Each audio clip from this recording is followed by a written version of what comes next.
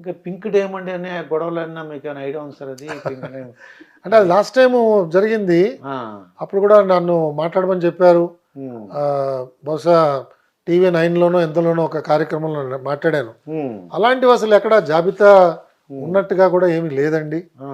దాని తర్వాత కూడా ఆ కేసులో ఎక్కడ పురోగమనం ఏం లేదు. లేదు. తర్వాత కోర్టు నుంచి హ్మ్. ఆ కంప్లైంట్ కూడా విత్‌డ్రా చేసుకుంటామని తిరుమల తిరుపతి అప్లికేషన్ వాళ్ళు. పెట్టడం కూడా జరిగిందనుకుంటాను టీటీడీ వాళ్ళు. హ్మ్. కోర్టు దానికి సమ్మతి కూడా ఇచ్చిందో లేదో నాకు తెలీదు. హ్మ్. కాబట్టి అది బహుశా అది కేవలం ఒక కల్పితమైన అంశంగానే నేను భావిస్తున్నానండి. భావిస్తున్నాను. అయితే మీరు ఈవో చేసినందుకు నాకు చిన్న డౌట్ సార్. అయ్యా! ఒక కంపార్ట్మెంట్స్ ఉన్నాయి. దాంట్లో ఇరికించి, దాంట్లో అవును. కూర్చోబెట్టి 24 అవర్స్ వరకు మీకు దర్శనం లేదని పెడుతున్నారండి. అవునండి. అంటే మాకు సామాన్య భక్తుడిగా నాకు అనిపించేదేంటంటే, వాళ్ళకున్న ఎక్స్‌పీరియన్స్‌తో ఎంతసేపులో దర్శనం అవుతది. రేపు ఉదయం 10 గంటలకు అవుతది. లేతే ఎల్లుండి 11 గంటలకు అవుతది. అలా అనుకుని ఒక టైం చిన్న స్లిప్ ఇచ్చేసి వెళ్ళిపోమంటే బయటికి. తిరుమల తిరుపతి దేవస్థానంలో హ్మ్.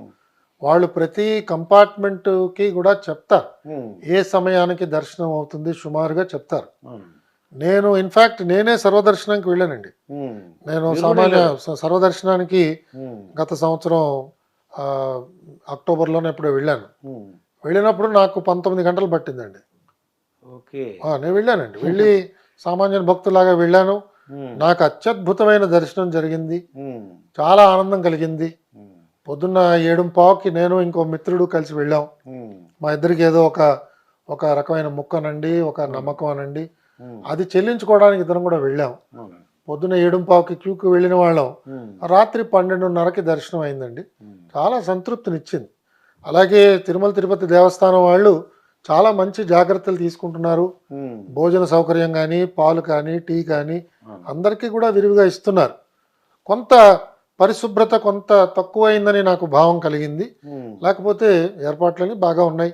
హ్మ్. కొంత టాయిలెట్స్ ఇంప్రూవ్‌మెంట్ చేయొచ్చు మెయింటెనెన్సు. అవునండి. తర్వాత కొంత క్లెన్లీనెస్ కొంత ఇంప్రూవ్ చేస్తే ఇంకా చాలా చక్కని సౌకర్యం కలుగుతుంది. అవునండి. నేను ప్రతి భక్తుడిని కూడా సంవత్సరానికి ఒకసారి సర్వదర్శనంలో దర్శనానికెళ్తే హ్మ్. చాలా బావుంటుంది. మీకు చక్కని అనుభవం మిగులుతుంది. అదే. మీకు ఆ సమయంలో హ్మ్. మీరు ఏకాంతంలో గడిపే అవకాశం ఉంటుంది. ఎందుకంటే సెల్ ఫోన్ ఉండదు. అది. ఎవరు మీతో హ్మ్. మాట్లాడే ఇబ్బంది అవకాశం లేదు. ఉండదు. అవును. మీరు ఏదైనా చిన్న పుస్తకాలు కానీ, నామ సంకీర్తనం కానీ హ్మ్. మనస్సులో చెప్పుకుంటూ అవును. చాలా చక్కగా ఒక ఆధ్యాత్మికమైన గొప్ప అనుభూతి పొందే అవకాశం ఉంటుందండి. అదండి. కాబట్టి వాళ్ళు ఏర్పాట్లు చేస్తున్నారు. హ్మ్. బహుశా మనకి దేశంలో ఎక్కడా లేని విధంగా అవును. భక్తులకు సౌకర్యాలు చేస్తున్నారు. హ్మ్. కాకపోతే భక్తులకి నేనున్నప్పుడు ఒకసారి ఇలాగే వెళ్ళి నేను అడిగాను. హ్మ్. ఏర్పాట్లు బాగున్నాయా? ఏమిటి? మీకు భోజన సదుపాయం బాగుందా?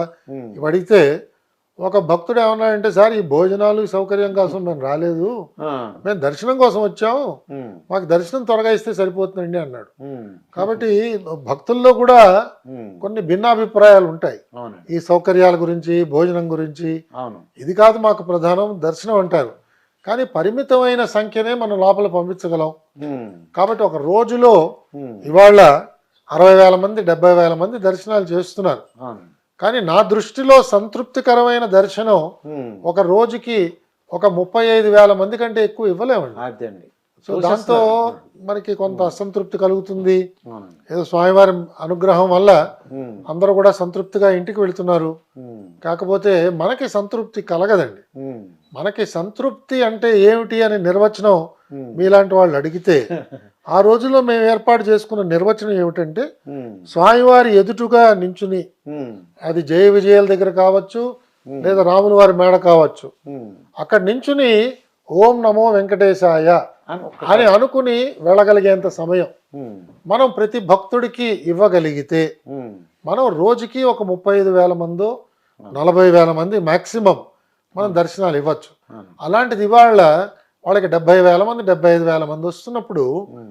మరి టీటీడీ వాళ్ళకి హ్మ్. బహుశా ఇంతకంటే బాగా చేయడం చాలా కష్టమైన పనండి. అదండి. అది.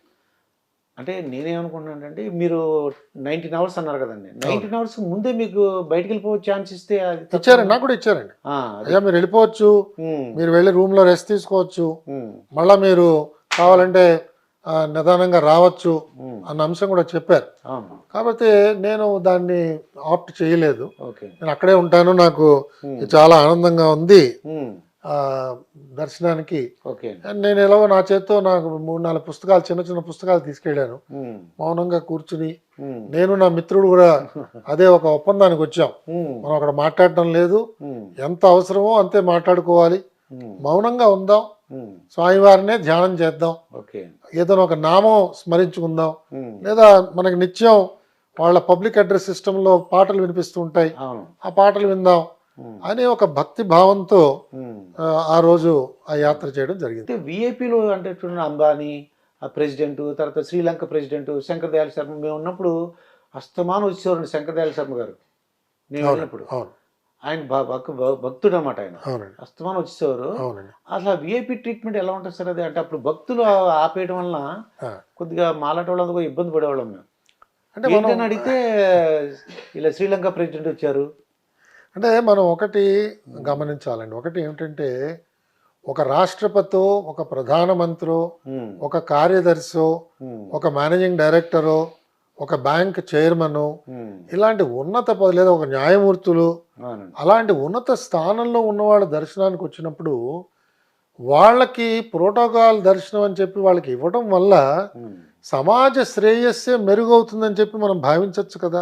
వాళ్ళు సంపాదించిన ధనానికి ఉమ్, పరిమితులు ఏర్పాటు చేసుకుని ఆ ధనాన్ని కనుక దాన ధర్మాలకి వాళ్ళు వాడే ఒక ప్రవృత్తి వాళ్ళలో స్వామివారు కల్పించారు అనుకోండి. ఉమ్, ఒక అంబానీ గారు తలుచుకున్నా, ఉమ్, ఒక అదానీ గారు తలుచుకున్నా, అవునండి. లేదా మనకి ఇరు రాష్ట్రాల్లో ఉన్న పెద్ద ధనిక వర్గానికి చెందిన వాళ్ళు తలుచుకుంటే వాళ్ళు 100 కోట్ల రూపాయలు వెంటనే దాన ధర్మాలు చేయొచ్చు కదా. అవునండి. మరి టీటీడీ చేపడుతున్న కార్యక్రమాలకి ఉమ్, వాళ్ళకు కూడా ధన సహాయం కావాలి. ఇవన్నీ హుండీలోంచే రావాలంటే కూడా కష్టం కాబట్టి ఇలాంటి వాళ్ళకి కాకపోతే పరిమితంగా వీళ్ళకి మనం దర్శనాలు ఏర్పాటు చేయాలి. కానీ ఉమ్, వాళ్ళు గంటల కొద్దీ నించునేటట్టుగానో దర్శనం తీసుకునేటట్టుగానో అలాంటి అపఖ్యాతి రాకుండా ఉమ్, జాగ్రత్త పడితే బహుశా అది క్షేత్రానికి అలాంటి వాళ్ళు రావడం వల్ల అది ఆదాయం పెరుగుతుంది.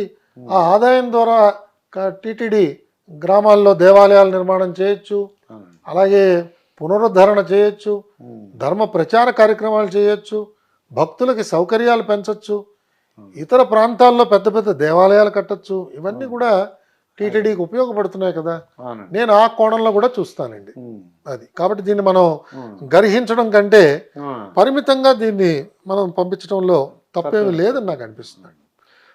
అయితే సార్ ఇప్పుడు మీరు రిటైర్డ్ అయ్యారు, ఎలా డైలీ రొటీన్ ఎలా ఉందండి ఇప్పుడు? అంటే రోజు దినచర్య అంటాం కదా, అవునండి, అది ఎలాగా ఉందండి?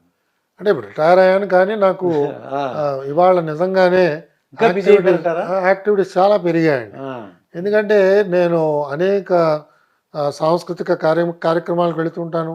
ఉమ్, ధార్మిక సంస్థలతో నాకు సంబంధం ఉన్నది. ఉమ్, వాళ్ళు చేసే కార్యక్రమాల్లో పాలు పంచుకుంటాను. వాళ్ళ ట్రస్ట్లో నేను సభ్యుణ్ణి.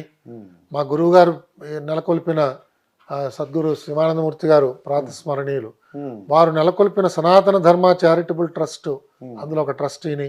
ఉమ్, అలాగే జిల్లెలమూడి అమ్మ సంస్థ, వాళ్ళు ఏర్పాటు చేసుకున్న సంస్థలో ట్రస్ట్లో నేను ఒక సభ్యుణ్ణి. అంతేకాకుండా ఈ ట్విన్ సిటీస్లో ఉమ్, సత్యసాయి సేవా యాక్టివిటీస్ జరిపిస్తున్న ప్రశాంతి సొసైటీలో ఒక సభ్యుణ్ణి. ఉమ్, ఈ కార్యక్రమాలు విరివిగా వెళ్తుంటానండి. ఆ, అంతేకాకుండా యజ్ఞాలు, హోమాలు ఇవి ఎక్కడ జరిగినా కూడా అనేక మంది అభిమానంతో ఆహ్వానిస్తూ ఉంటారు. ఉమ్, నాకు అవకాశం ఉన్న చోటల్లా వెళుతూ ఉంటాను. క్షేత్రాలకు వెళ్ళటం జరుగుతూ ఉంటుంది. అలాగే నాకు తెలుగు సాహిత్యం మీద చాలా గొప్ప ప్రేమ, అభిలాష ఉన్నది. ఉమ్, సో పుస్తక పఠనం, మా ఇంట్లో చక్కగా అందరూ బహుకరించిన అనేక గ్రంథాలు ఉన్నాయి, అవి చదువుతూ ఉంటాను. అలాగే కొత్తగా వస్తున్న రచనలు ఉమ్, వాళ్ళు ముందు మాట రాయమని చెప్పి కొంతమంది కోరుతూ ఉంటారు. సో నాకు తోచిన నా సామర్థ్యం కొద్దీ ఉమ్, వాళ్ళకి ముందు మాట రాయడం కానీ, ఉమ్, అలాగే సాంస్కృతిక కార్యక్రమాల్లో ప్రత్యేకంగా కర్ణాటక సంగీతం అంటే నాకు చాలా అభిమానం. ఉమ్, కర్ణాటక సంగీత కచేరీలకు వెళుతుంటాను. ఆ కచేరీల్లో జరుగుతున్న కొన్ని సంభాషణలతో ఆ విషయాలన్నీ నేర్చుకోవడానికి ప్రయత్నం చేస్తూ ఉంటాను. ఉమ్, అది సాగరంలాగా ఉంటుంది సంగీతం అన్నది, ఆ, చాలా విశాలమైనది. ఉమ్, సో దాంట్లో కొన్ని విషయాలు, మెళకువలు నేర్చుకోవడానికి ప్రయత్నం చేస్తూ ఉంటాను. ఉమ్, సో ఈ విధంగా చూస్తే ఆ సమయం యాక్చువల్గా సరిపోవట్లేదు. అదే. ఆ విధంగా గడుపుతున్నానండి. ఉమ్. పదవీ విరమణ పొందాను కాబట్టి ఇవన్నీ చూడగలిగే అవకాశం అవకాశం వచ్చింది. నాకు లభిస్తున్నదండి. అయితే నేను ఒక ప్రశ్న అడుగుతాను, ఎందుకంటే నా చుట్టాల్లో ఐజే నాయుడు గారు అని ఒక చీఫ్ అవునండి. సెక్రటరీ చేశారు సార్. అవునమ్మో చాలా. ఆ, అలాగే గోనెల, అవునండి. అవును. వీళ్ళు మేము వింటమే కానీ మమ్మల్ని ఎప్పుడు దగ్గర రానివ్వలేదు సార్. వెళ్ళినా కూడా వినరు, మీ మాట ఇలా చూస్తారు అంతేగాని అన్నారు. నాకేం అర్థమైందంటే మీరు కూడా సర్వీస్లో ఉన్నప్పుడు చాలా, అంటే మీ రిలేటివ్స్ని కానీ చాలా ఫంక్షన్ మిస్ అయ్యి ఉంటారేమో అనిపిస్తుంది నాకు. అంటే ఇప్పుడు మీరు ఐజే నాయుడు గారి పేరు తీసుకున్నారు. ఉమ్. ఆయన మాకు ప్రధాన కార్యదర్శిగా చేశారు అవునండి. చెన్నారెడ్డి గారి సమయంలో. ఉమ్. చెన్నారెడ్డి గారితో విభేదించి ఉమ్. ఆయన అక్కడికక్కడే లీవ్ పెట్టేసి వెళ్ళిపోయారండి. ఆ. ఆయన నిబద్ధతకి నిజాయితీతనానికి ఉమ్. ఆయనది పెట్టిందే పేరు. ఉమ్. అలాగే ఆర్కేఆర్ గోనెల గారు, అవునండి. ఆయన మాకు చీఫ్ కమిషనర్ ల్యాండ్ అడ్మినిస్ట్రేషన్ చేశారు. ఉమ్. విశాఖపట్నం పోర్ట్ ట్రస్ట్ చైర్మన్ గా చేశారు. చేశారండి. వారు కూడా అంతేనండి. చాలా చాలా మృదు స్వభావి, ఉమ్. కానీ ముక్కుసూటిగా వెళ్ళేవారు. ఉమ్. ఎవరిని కూడా ఇబ్బంది పెట్టేవారు కాదు. అలాగే అనవసరమైన సమస్యల్లోకి ఎక్కడా కూడా ఆయన ఉమ్.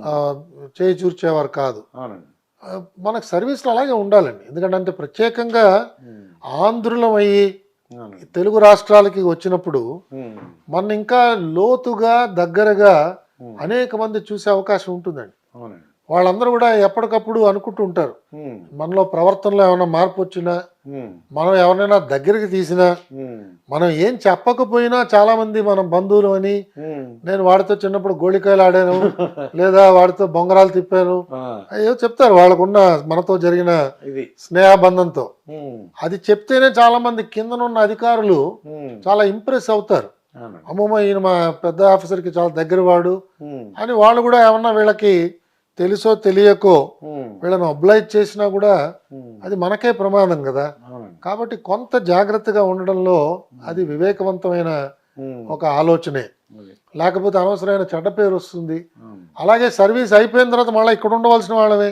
అవును. మనం ఏదో ఉత్తర భారతం నుంచి ఒకవేళ వచ్చామనుకోండి అవుట్ సైడర్ కింద, అవునండి. రిటైర్ అయిపోతే హాయిగా కాన్పూర్కో ఢిల్లీకో ఉమ్. లేదా ఏదో డెహ్రాడూన్కి అక్కడికో వెళ్ళిపోయి సెటిల్ అయిపోవచ్చు. అవును.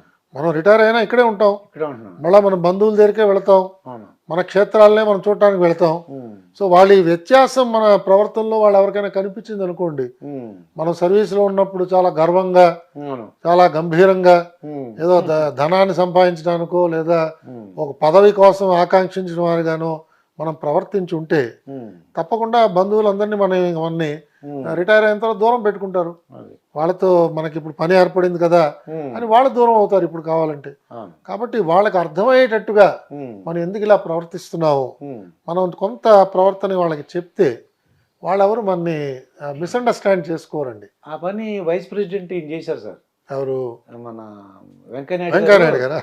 బాబు, నేను మంచి రాజ్యాంగ పద్ధతిలో ఉన్నాను, పదవిలో ఉన్నాను, మీరు నా దగ్గర నుంచి ఏం ఎక్స్పెక్ట్ చేయకూడదు అని చెప్పేవారు ఆయన.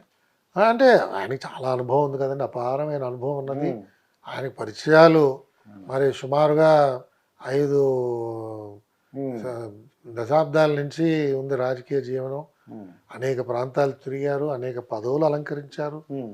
కొన్ని వందల వేల ఉపన్యాసాలు ఇచ్చారు. అవునండి. కాబట్టి ఆయన పరిచయాలు ఇంకా చాలా ఎక్కువ. ఓకే. కాబట్టి ఆయన ఆయన ఇంకా జాగ్రత్తగా ఉండాలి. అమ్మ, ఎంత టెక్నిక్గా మాట్లాడారు మీరు, నేను రాజ్యాంగ పదవిలో ఉన్నాను అర్థం చేసుకోండి అని అప్పుడు మాట్లాడేవారు. చైర్మన్, రాజ్యసభకి ఆయన చైర్మన్ మరి. ఉమ్.